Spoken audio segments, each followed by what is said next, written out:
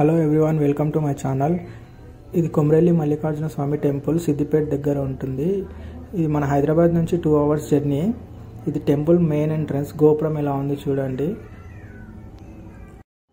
ఇక్కడ టెంపుల్ బయట అయితే ఒక గంటె ఉంది చూడండి. ఇది చాలా పెద్దగా ఉంది గంటె. ఇది అప్పట్లో వాడుతున్నాయంట, ఇప్పుడు కట్టేశారు గంటెని కొట్టకుండా.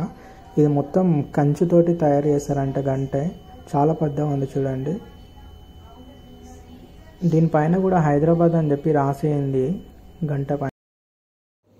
ఈ గంటని కొడితే రీసౌండ్ వస్తుందంట అండి. ఒకసారి చూద్దాం మనం కూడా. వేవ్స్ లాగా వస్తుందంట. నేను టెంకాయ తీసుకొని వచ్చి టెంకాయతో కొట్టి చూస్తాను. ఒకసారి వినండి మీరు కూడా క్లియర్గా సౌండ్ని.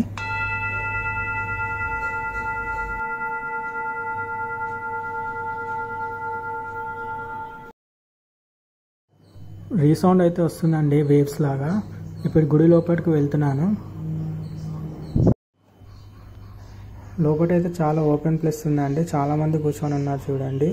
వాళ్ళు లోపల పటాలు వేపిస్తున్నారండి. స్వామివారికి కోరుకున్న కోరికలు తీరితే ఇక్కడ పటాలు వేపిస్తారండి. ఆ పటాలు వేపించడానికి కూడా కౌంటర్లో టికెట్ తీసుకోవాలి. గుడి కట్టే ముందు స్వామివారి విగ్రహాన్ని పుట్టమట్టితోనే తయారు చేశారంట పూర్వీకులు. అప్పటి నుంచి అదే విగ్రహం ఇప్పటి వరకు ఉంది, చెక్కు చెదరకుండా. అదే విగ్రహానికి ఇప్పటికీ పూజలు జరుగుతూ ఉన్నాయి.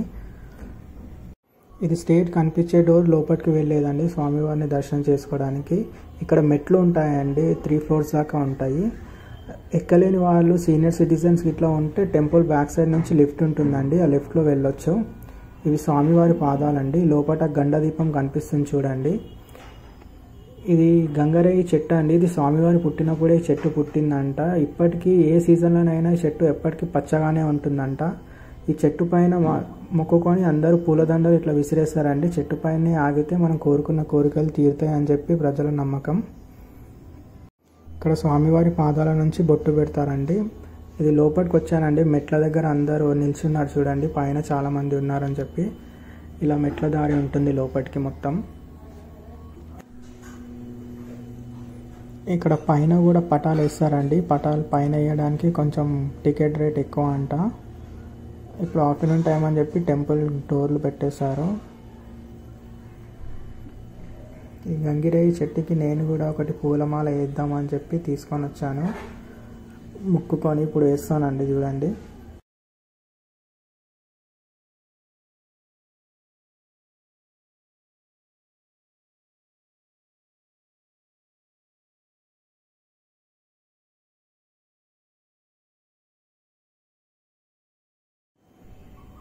టెంపుల్లో దర్శనం అయిపోయాక ఇంకా అలాగే పైకి వెళ్తే పైన ఎల్లమ్మ తల్లి ఉంటుందండి. అక్కడ కూడా దర్శనం చేసుకోవాలి. చేసుకున్న తర్వాత కిందికి వచ్చేయచ్చు ఇక్కడ మెట్ల దారి నుంచి.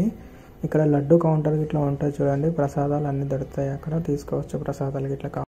కొండపైకి ఎల్లమ్మ తల్లి దగ్గరికి వెళ్ళడానికి మెట్లు ఎక్కలేని వాళ్ళు కార్లో కూడా వెళ్ళొచ్చు అండి. అది టెంపుల్ నుంచి స్ట్రేట్ వెళ్ళిన తర్వాత లెఫ్ట్ సైడ్లో నుంచి దారి ఉంటుంది. డైరెక్ట్ ఆటోస్ కూడా వెళ్తాయండి అక్కడ పైకి. మీరు ఆటోలో కూడా వెళ్ళొచ్చు. ఇక్కడ టెంపుల్ రూమ్స్ ఇట్లా ఉంటాయండి. సత్రాలు 150 నుంచి 800 వరకు ఉంటాయండి. తీసుకోవచ్చు, బాగానే ఉంటాయండి. ఇక్కడ బయట ఆర్టిఫిషియల్ విగ్రహాలు పెట్టారండి చూడండి, బాగున్నాయి. Thank you. Like, share and subscribe.